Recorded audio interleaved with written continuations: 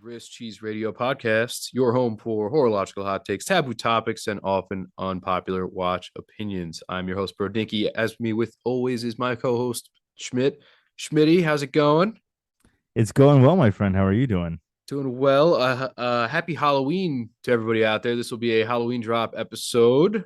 Yes, yes, yes. Halloween, Halloween. Yeah. How's the new edition sleeping and everything? How's that going? It's going so far. Not bad. Not bad. I'm a little tired, Yeah, of course. but that's to be expected being a new dad again. But no, everything's been good. Baby's adjusting well, mama's doing well. So no complaints on my end. Yeah, the sleep interval is never going to be that good, but the fact that the baby is sleeping is a victory at Yes. itself. Yeah. Yes. Yeah. And my firstborn did really, really well. She slept the first, she slept through the first night every single time. Number two is a little bit different, but for the most part, it's not so bad. I know that there's other people out there that have had way worse experiences Oh than yeah, for me. sure. But she's done okay. I'm actually very happy with how she's going so far. That's cool. Any fun costumes for Halloween this year? Dinosaurs. My Dinosaurs. my firstborn is obsessed with dinosaurs. She keeps prancing around the house, roaring like a dinosaur. So you know what? That's what we're gonna do. So Yeah. My as boys are yeah, going Minions this year. yes, the minions. Yeah. Yeah. So what are you going then? I don't. I bring a rolling cooler and we just go house to house. I love it. I love your style. I love your style. Well, it's always fun. I mean, I always have the fallback. I can always just grab an apron and you know fall back on the chef thing. So Oh yeah, for sure. Absolutely. It's always a built-in costume, right? It's like right. my wife. She can just be a nurse whenever she wants to, right? Because my daughter is going to be a dinosaur, I am going as Alan Grant from Jurassic Park, Oh, very which nice. I think is a cool costume, right? Like, who wouldn't want to do that? Very So nice. I like it a lot. there you go. Clever girl. Clever girl. All right. Quick housekeeping before we hop into things here. This is probably the last run for Real Men Wear Pink here. I'm so pleased to say we have amassed. I checked it a couple hours ago, somewhere in the realm of $20,600. Wow. Yeah, Wow. so It's amazing. that's a big deal. Again, I don't know how I'm gonna top that if I can, if I should even try, but I guess I'll give it a go again next year. Oh no, you're definitely gonna try. We're definitely gonna push. We'll figure out some cool stuff to do next year. But I mean, congratulations, man. That's really amazing, especially given where you ended up last year, which is now a fraction of where are Yeah, at I this was year. just trying to beat 6100, and then at one point I was like, oh, maybe we'll beat 10, and then I'm like, oh, 15, 20? that's what it was like. I Yeah. kept counting and adding up, and I was like, oh man, this is kind of a big deal. So, big thanks to everybody who helped out, Nomos, Strap Habit, everyone who donated, obviously, Yes. people who bought straps, people who shared your pictures. I'm sure everybody's tired of my daily reposts, but we'll get our last few in tomorrow before Movember takes over. Yeah, and we gotta give November and the Movember bros their limelight too. The So Mo's. the Mo's, yeah, exactly. Uh, yeah. It's been a lot of fun. It's cool seeing kind of where it was. I don't know if you saw it made it to the Fratello Grand Seiko I Paris did see event. that. I was like, I that's saw so that. cool. Like, Well, I mean, how could it not come full circle, right? Like somebody at a Grand Seiko event with Fratello and somebody wearing a GS on a strap habit Bro Dinky collab strap. Like so cool. So cool too. And that was like across the world. yeah, sick, absolutely sick. Like not in the US. This was international, which I thought was even more cool. Yeah, and after I reposted, the guy DM me was like, "That was me. Can I repost this?" I was like, "Absolutely." It's your strap, buddy. Yeah, It's your dude. photo. Yeah, That's so awesome, though. But it's so cool that was international and that got some limelight press. I think that was really cool. yeah. So, I'm sure there'll be a few people who are happy that they won't be seeing much more of that. But Oh yeah, pink is officially over. It's 1 month, guys. It's 1 month. I know, like that was such a grind, right? Yeah. 30 days, 31 days, right? And like, not for nothing. Like, look, if it annoys you, it annoys you. But we're like, really, this is what we're getting up in arms over now, right? Like, the way I think about it is like, how charmed is your life that your biggest gripe is to complain about a fundraiser Yeah. that a bunch of people got involved in For a good cause. and raised a ton of money? It's for a good cause, for Like, sure. and I could see if we put it out there, it was a huge dud. Maybe be like, haha, all right. I don't know. It's just like I don't take it personally, but like from even if like a third party perspective, I'm like, this can't be a good look, right? This is Look, I not a mean, good look. and at the end of the day, it is what it is. There's always going to be people that are a little bit jealous or detractors, and that's okay. The things that we do are not for everybody. And I'll tell you this. Um, before doing this with you, and you really bringing this to my attention, in my focus, I wasn't anybody that was really concerned with donating anything or giving to causes or raising awareness. This was your thing, and I got excited to be a part of it because I was like, you know what? Nobody's doing this. It needs to be done, and I'm gonna ride with my friend who's really spearheading this, and let's do it and make awareness and talk to people about it and share stories and post pink straps and do everything because that's how these things happen. And again, not for nothing. How many pink strap posts did you see? How many watches came out this year in the last few weeks? Coincidentally, they had pink dials, they had donation money. All of this started, and it was the same thing that happened with Movember all those years ago. It started with somebody who wanted to bring a cause to life and focus on it, and it became a big thing. So you know what? There's going to be haters out there. That's always going to be the case, but this is for a good cause. It raised money and it brings awareness to an issue that is necessary. And this is the other thing too. Breast cancer affects both genders, men and women. And we have a lot of ladies out there that sometimes feel like we're not focusing on them as well. And I think this is a great cause that can help both people, you know, and I think it's great. So that's it. Just Can't keep dis- doing your thing, man. can't disagree with you. But needless to say, I'm unbelievably proud as to what we accomplished. We, not just you and me, everybody who helped out, everybody who took part, who was having fun with it. Appreciate you all to the moon and back. Uh, yeah, never imagined raising this much money. It was really a lot of fun to see how it really stacked up. And again, I don't know how we're going to do it, but we're going to try to take that on again next year. So thank you all, and that's probably the last you'll hear about it for a long time. So, but I will be drawing the Nomos, I guess, tomorrow or the next day. So stay tuned. Maybe you're walking away with a new sweet 38 millimeter watch. Amazing. In the vein of new watches, I guess let's do that real quick before we do some topic. Let's start with Timex. I know we've been seeing a lot of them lately, but they've released a new Expedition North. This time it's titanium. It's 41 millimeters. It's a 200-meter, I guess, sort of an explorer's watch, field watch, whatever you want to call it, but Yeah. pretty cool. Kind of an all arounder. Yeah, exactly. And I think this is one that's basically a commercialized version of one that they did before with the James brand. Okay. I don't really know who that is, but it's some type of collaboration they did, I think, at the end of last year or the year before. And everyone loved it because it was titanium. It was cool for Timex. It was obviously a different type of Timex, a little bit higher price point. And it was an LD of 500 pieces. And I think that they did a black dial and eventually a white dial version too. Um, but this looks like the same type of look. The only difference that I can see there is there's no James branding, there's no internal 24-hour scale, and now it's just going to have straight Arabics. So handset and everything looks the same. The other one was titanium too. It was still 41 millimeter as well. So I don't know. This just looks like a normal version, I guess. Yeah, and I like that they put the Expedition logo at the 12. Yeah, a Pretty little cool. It's a mountain. cool little logo. It's like It's mountain different. range with one in the middle. Yeah, it's different. Very different. It's neat. But hey, you're getting something interesting, something slightly exotic from what people consider to be a bargain basement brand. Pretty cool. Yeah.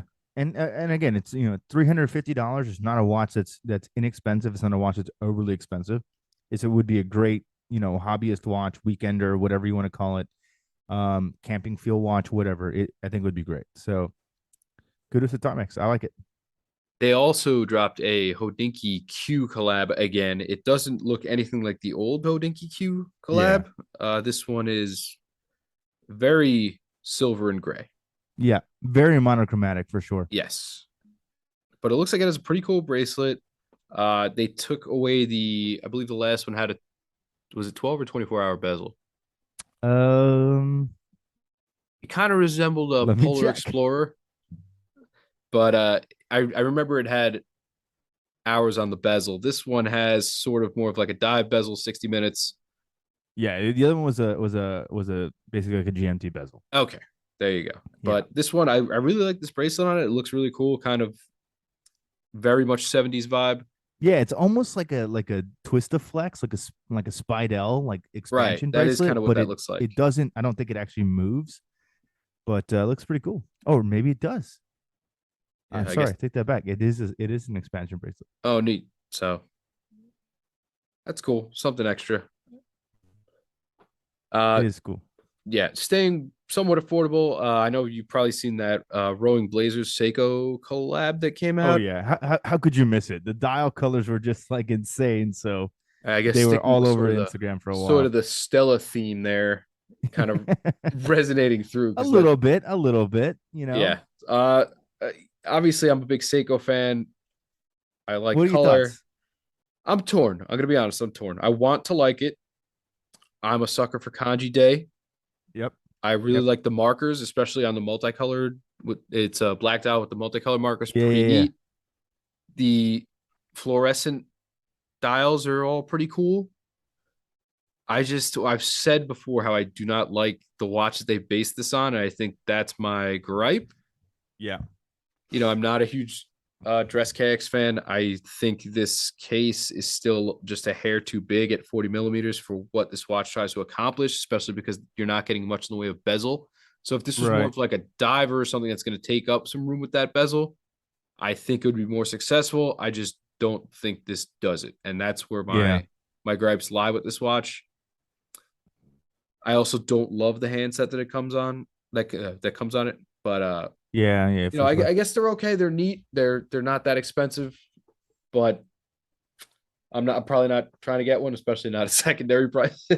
Yeah, for sure. Because this starts to fall into one of those like hype drops. So Yeah, it's yeah. just like it's all over hype Well, it's like beast. a streetwear crossover, so you're gonna get that. Exactly. You're gonna get it's Exactly. very moon swatchy in that regard. Yeah, exactly. You're gonna have people that are outside of the watch industry that are gonna be toting this watch and gonna be wanting to get it outside of watch collectors. So it becomes a little bit more prohibitive. Plus they had that famous gosh, what is his name? He's an Asian comedian. He's also an actor. Richard Um, Clark, is that his name? I think so. Yeah, he's the one that did he's done like a bunch of Netflix video movies And and he stuff was like that. the interview. Wasn't he Kim, one of Yes. the Kims? Yeah, I think so. Yeah, yeah, I think so. That was early on in his career. Yeah. But yeah, so he's like been photographed like wearing the watch like as part of the Yeah, advertising all campaign. 10 of them. So yeah, like like kind of like Nicholas Hayek style from swatches back in the day, which is kind of funny. We just talked about swatches, and it's We kind of the did. same Yeah. thing. But you're seeing that here, and obviously he's a big actor. He does a lot of comedy and stuff like that, so he's very very well known. And I think he's a Seiko collector. I believe Nick has sourced something for him. I wouldn't be surprised. I wouldn't be surprised. And I know right now Nick has penetrated so much of Hollywood and LA and New York and all these different actors around the world. It's like Interesting now choice of they're words. I mean, it is what it is. When you find your way into the market, you find your way in somehow, right? But once you kind of get a foothold, then everyone starts kind of, you become the guy. Yeah, You're the plug for this type of that's stuff. exactly So it. I know he did some other things for other actors, and that's kind of where he is starting to take off really in sourcing stuff for shows and different things like that. But I mean, I think that these watches are certainly for somebody. I think I liked the divers that they did a little bit a a while ago a little bit better. Yeah, you get a Just little more design, what's the word I'm looking for? Versatility with a diver yeah. because you're getting the bezel in addition. This one's a little more sterile in general. And I like the dials or the bezels they did on the divers because they were so funky. They were very funky. Like you had the quarter bezel, then you had like the zigzag lined bezel, which is something I've never seen on a watch Yeah. ever. I thought that was really cool. But this is obviously a watch for somebody. People are gonna buy this watch. I think they're attractive. I think that they make sense. I think it's gonna be a great streetwear kind of hype type watch. You and I have shared our sentiments about this type of platform for the Dress KX. It's not my favorite, but there are a lot of people out there that really like it. And you do get a And cool NATO with it. yeah, and there's also the versatility of the colors, especially because these are very bright, very saturated colors. It's gonna be able to match with a lot of different outfits and things like that. And that's kind of the rowing blazers streetwear culture is Yeah, that's what it appears. bold patterns and crazy designs, a little bit riffing off like traditional preppy style and making it a little bit more accessible to different people. So I think it's cool. Just not a watch for me. Yeah. One of the last things I wanted to talk about was you were speaking before about how a lot of brands have hopped on the sort of the pink train lately, and I hadn't seen this one until recently, but Monza put out a pink Noble, and Yep. the Noble has a really nice size. It's kind of that in between dress and Yeah. sport watch. So this one, it's got a really nice pink dial on it, and they're kicking in, I believe it was 10% to charity. Yeah, 10% to charity. It looks like they're currently looking for somebody to partner with to really make sure that it finds a great home. So Yeah, from what I saw it was somewhere in their comments. They said that they were finding places who would respond to them for a donation, which I can put them in touch with some people. yeah, real Not men even wear me. pink I have is people. a thing out there, right? Yeah, so Brodinky's got people. I do have people. And then the last thing I, and more specifically you, wanted to chime in on is the Omega Chrono Chime. I think that was sort of the bombshell of the week, if not month, if not, I don't know. Year? Well, Is it bold enough to say year? well, here's my they're shooting themselves in the foot on that because I don't know if they already did that in March. That is true. So, but that'll come back into play later. It's something I want to talk about. But regardless, definitely the most exciting thing I think, or the most unexpected thing to come out in recent memory. So I guess have at it, sir. Why don't you take the people through this one? Well, okay. So first off, I want to ask, what are your thoughts? Because I know where I sit, and I'm completely 100% biased because you guys know I'm an Omega fan. But I want to hear from you as a casual outsider who saw this. Tell me what you think about it. Well, here's my thing. I think a lot of people know me as somebody who likes to lean into the affordables more than the unobtainium. And I guess that's Sure. sort of what I see this as is unobtainium. Obviously, price is extremely prohibitive. Yeah, yeah. The technology, 450,000 US is not an insurmountable amount of money, yeah. right? Actually, that's like almost the amount that I have left on my mortgage. So, You and me both, right? Do we live in the same place? What's right. going? So with that said, I mean the technology is really cool. Obviously, this is about being able to do something. I think everybody sees that and say, well, who's this watch for? And obviously the answer is going to be not many people. I think Oh, of, for sure. all these crazy tourbillons that like Grand Seiko puts out. They're not a brand that like you expect that from an AP, a Patek. Yeah, You yeah, don't expect that from a Grand Seiko, but they do it because they want to show you that they can and yeah. that they have some chops. And that's exactly what Omega is doing here. And Now, yeah, go ahead. no, I'm just saying, I appreciate what it is. Even if I had, I hit this 800 million billion Powerball, whatever it is, am I getting one? Still probably no. But I appreciate what they're bringing to the table. I appreciate they're trying to show people that this is something we can do. And you know what?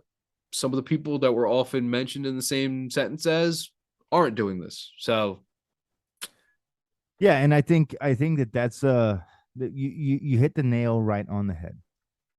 This is a watch about flexing orological muscle. So many people get so obsessed when JLC does something super cool, or Grand Seiko does something super cool, or Paddock, and it's just like these crazy complications that the vast majority of people just would never be able to get. But No. you know what? They did it anyway, right? And I think that there's a lot of credence that needs to be taken to brands that are willing to do this. This is obviously not going to be a watch for everybody. I think I've heard written on the blogs and stuff in the research that I did for this that I think that they're making like less than 10 a year for the Okay. world. Like that's not a lot of watches. And what's interesting about this timepiece is this is a complication that has never existed before in the history of watchmaking. Right. Okay. The reason why it's called a chrono chime is because it's basically a riff on a minute repeater, which, by the way, Omega as a brand was the first company to take the minute repeater complication and make it into a wristwatch back in 1892, which I found out. But fast forward to today, it's essentially taking that type of complication, the minute repeater, and adopting it into a way that will allow a chronograph to be functioning. So this is a basically it's a doppelchrono. It's a Rashomon chronograph that has a repeater function built in to chime the elapsed time of the Okay. chronograph. Okay. This has never existed before from anybody. Not from Paddock, not from Vacheron, not from any number. A. Long and Sona, nobody has created this complication before. It is an amazing piece of horological art. And according to the Omega website, it took over 6 years to develop this movement. It's the most complicated Omega movement ever made. It's the caliber 1932. And what's even more impressive than this is really an horological machine. Like this is when you look at it, you look at the breakdown, you look at how the architecture in which it was created and how it was designed, the finishing of it, it's intense. But what's interesting about this is it's still master chronometer certified.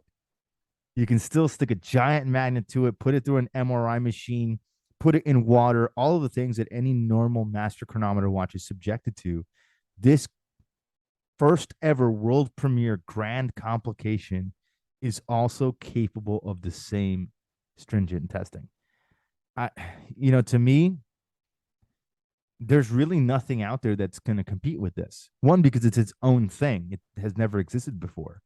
But the finishing, you can't say it's not there. It did Grand Fu Aventurine enamel dial and tachometric bezel on the Speedmaster version. It's completely solid 18 karat Sedna gold. The movement itself is Sedna gold. They did a pocket watch version Yeah, I saw that. that riffs into a pocket watch. It's basically like the original 1932 pocket watches that they used to time the Olympics back in the day.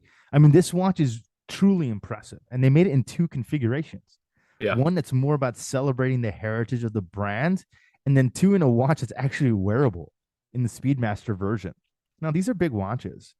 I think they're both 45 or around Yep. 45 millimeters. Like, this is a heavy watch. It's a big piece. It's obviously a grail collector type piece. It's not something that anybody's just going to run out and go buy, because it would be insane. But to sit here and scoff about the price, or oh, this is stupid, why would anybody do? It's they do it because they can, and because it should be done.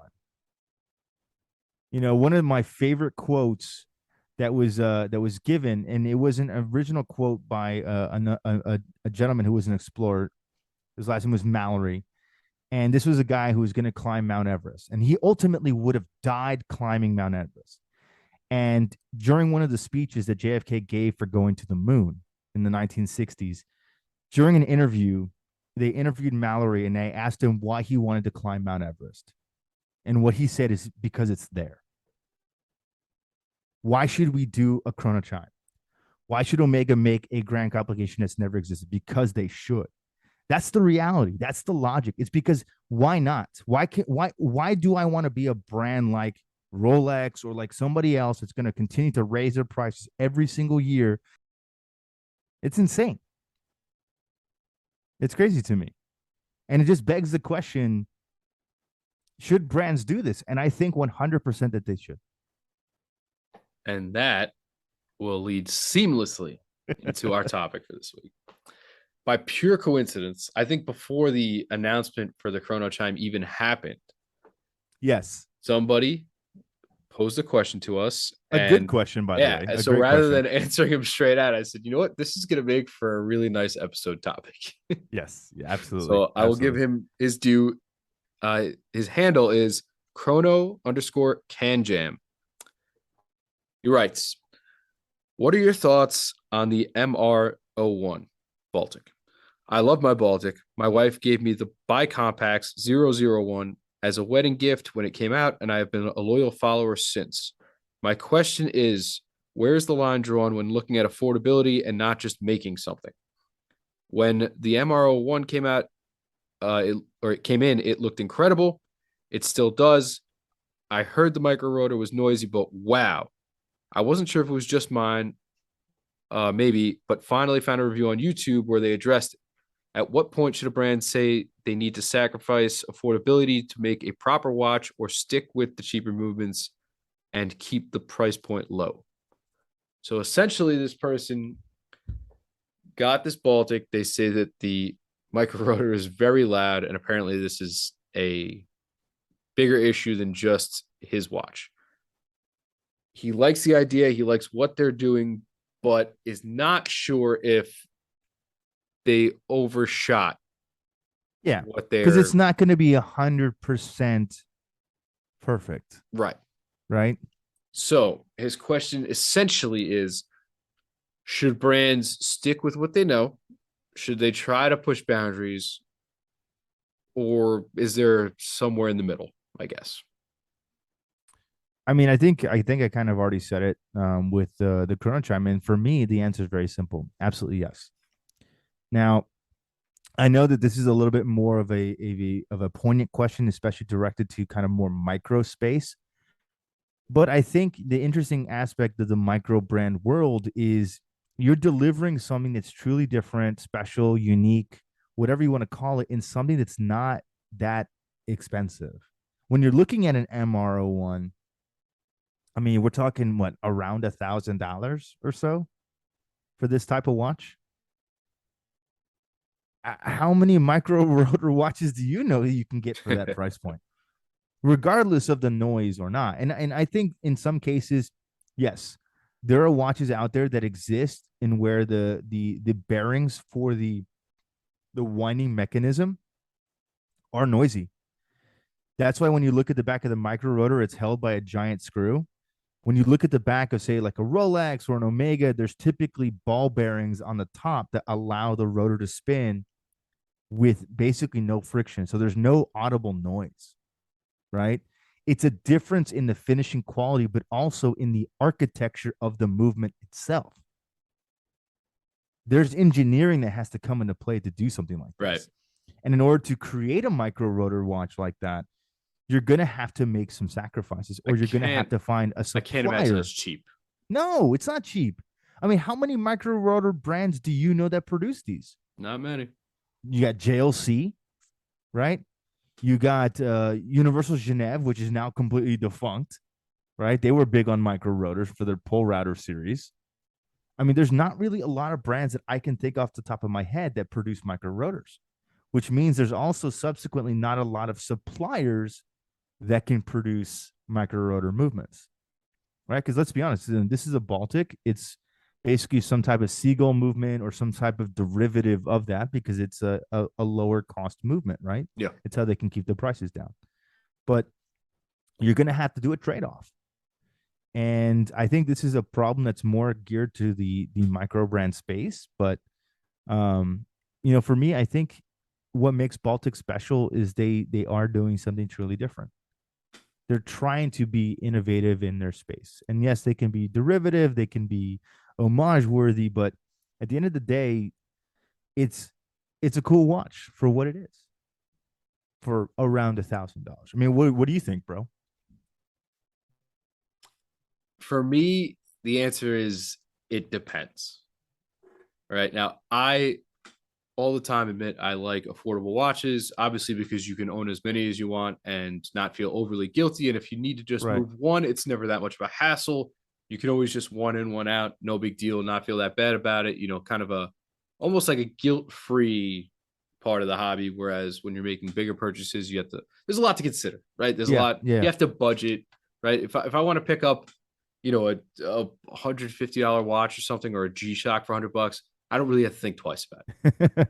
But once you start creeping up into four digits, then yeah, Yeah, I have to it gets start thinking. expensive. Right, exactly. I have to start thinking about, well, how am I going to finagle this? So Yeah. for me, it depends.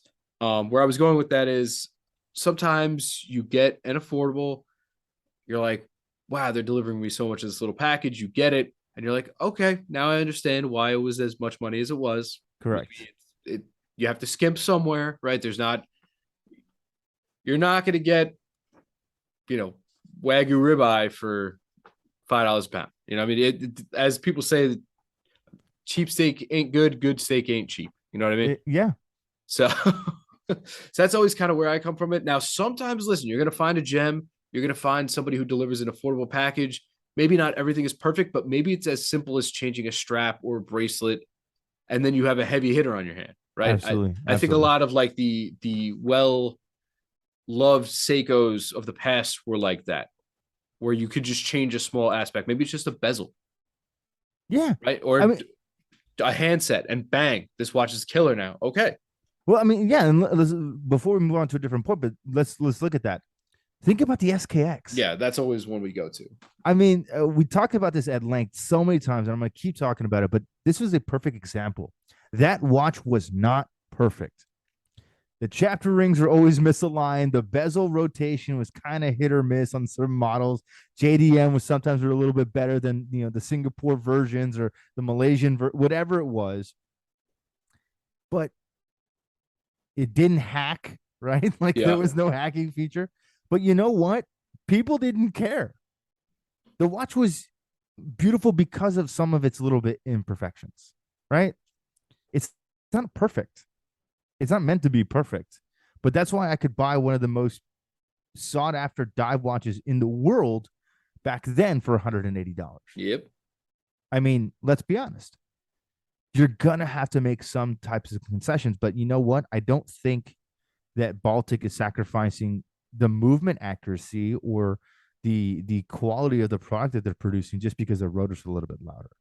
And keep in mind too, you know, when you look at the MRO one, it has a case back that's exhibition, Right. right? Typically with watch movements that are a little bit more noisy, um, they usually will use steel case backs or some type of metal case back because it will deaden the sound. Right. So if you think about something like a Valjoux 7750, right, you can hear that rotor whoosh. If you've ever held one of those chronographs, you know exactly what I'm talking about. Because you move your wrist in just the certain way, you feel like your entire watch is a centrifuge. It's Yeah. just spinning as fast as it can. The entire thing is vibrating. And that's because that movement only winds in one direction. So when you catch it in the way that the rotor spins in the opposite direction, it's basically spinning with no friction because it doesn't wind in that direction. It just launches the rotor at full speed, at full velocity, right? But you can hear it. It's a loud movement sound, but it's just the way the movement was designed. It's not an imperfection in how it performs or functions or keeps time. It's just basically, hey, we had to make a concession somewhere. Then the other side of the coin for me is, just because you can, does that mean you should? Right. And I use Seiko as sort of a measuring stick, because I like them and I want anybody to pick a brand that I pick, and they'll know they're going to say, oh, you're just a hater, blah, blah. So Seiko, obviously I love them, but also the fact they offer so much, so many different price points makes them easy to relate to things. Sure. So for example, a head scratcher for me is always Seiko moving into the up above now 1500, 2000 range, a bit of a head scratcher. Obviously, they've been known as sort of an affordable champion throughout the years. Yeah. I understand when there's like a specialized tool watch, like a Marine Master 300 or something that has to be more than that. I get it. But for now, you're seeing sort of the bulk or the real meat and potatoes of their lineup are now in the 8 to 1200 range. Yeah. Yeah. I'm okay with that, but I think that's where it should stop.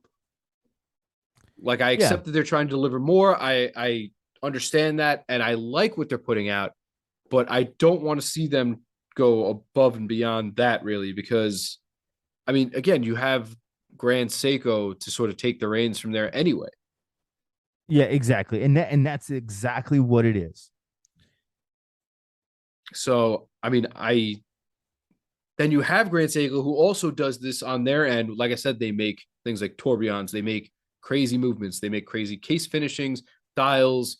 They use all kinds of case materials and offer them in dressy packages and things. So you can get a Grand Seiko from somewhere around 2000 to hundreds of thousands of dollars. So they're Yeah. doing that in Yeah. their own right as well, but they're doing it for the reason that Omega is doing it in that they're just flexing on other people who are doing this as well, saying, look what we can do also.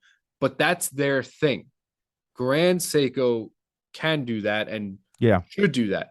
Seiko does not need to be making $5,000 watches. No, no, no. And I agree with you. And that's where I think what I was trying to bring up is you gotta pick your lane, you gotta stay in it. Baltic has not delivered anything that's more expensive than around the $1,500 price point, with the exception of maybe that limited edition chronograph watch with the pocket watch. It was like two watches. Oh, the one that they just recently came Yeah, I out mean, it with. was like a few months ago that they did it. It was that that racing collaboration. Yeah, And that was a okay, very small release, though. it was a small release. It made sense. It was two watches. Okay, more expensive, right? Okay, that makes sense. But for me, they know their price market, they know their price segment, and everything that they're producing is relatively around that vein. You're not having Baltic releasing a $5,000 watch, right? Um, it it it starts small. Now, eventually, could they do that? Sure. Anything is anything is physically possible. I mean, I think a perfect example of this would be Christopher Ward, right? Christopher Ward, they started out much in the same way. They were a small micro brand company producing watches using borrowed movements, Solita powered movements or ETA powered movements, and they were producing dive watches and other things like that. But now eventually, because they've been around so long, they've started focusing on in-house stuff that's going to be much more prolific, much more accurate, but it's going to come with a higher price tag. Yeah, and so I think in that regard, your branding or your brand perception and who you are plays a role, I guess, is what I'm getting at a little bit. Yeah. Again, we talked about Frederic Constant making a perpetual calendar for under 10 grand, not by much, but under 10 grand. Yeah. Again, what's their goal? Because they make affordable watches mostly, but you know what? At the end of the day, they wanted to say, look what we could do.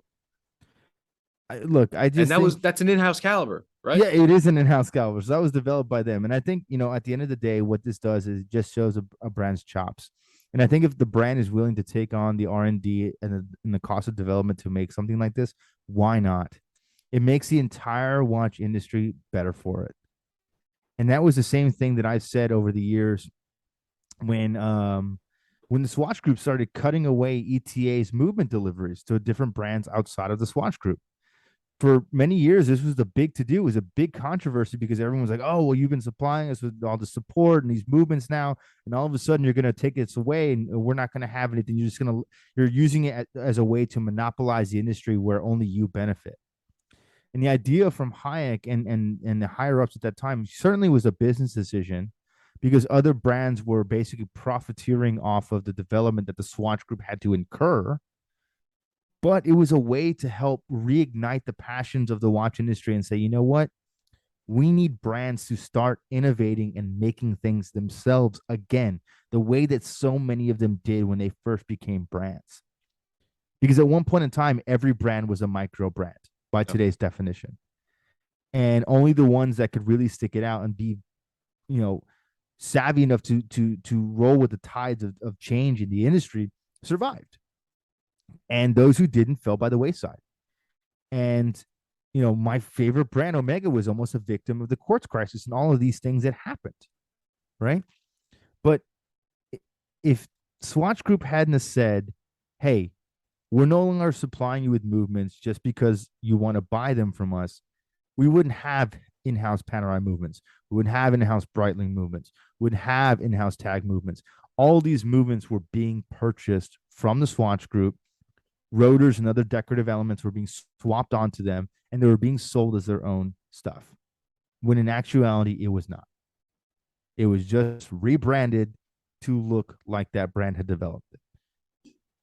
Now, since then, we've had a massive explosion of complications, of different types of technologies, different type of manufacturing techniques, bigger power reserves. All of these things have come naturally from these brands being forced to do something like this. I mean, just recently I saw the Panerai. I forget which version it is, but they call it the Luna.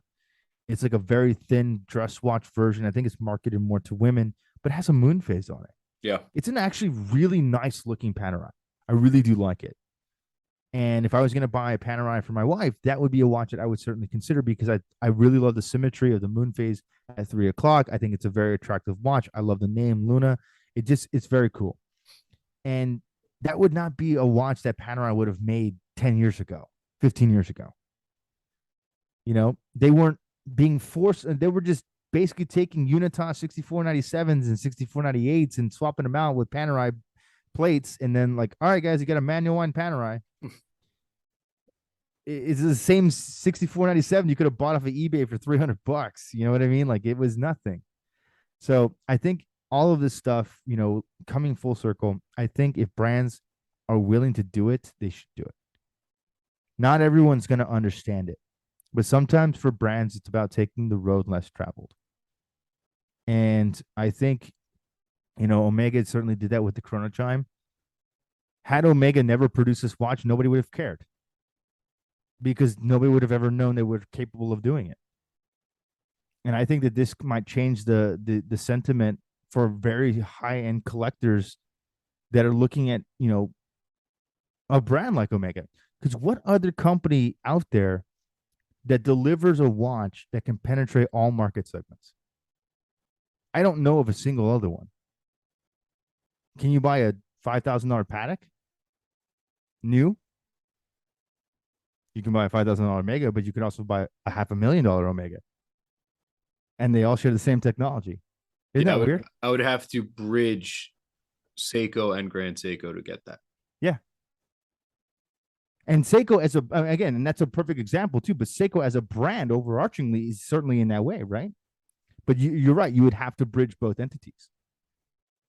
But there's almost nobody else in the industry that delivers something like that. It's very interesting. So I think it's good. I think it makes the industry exciting.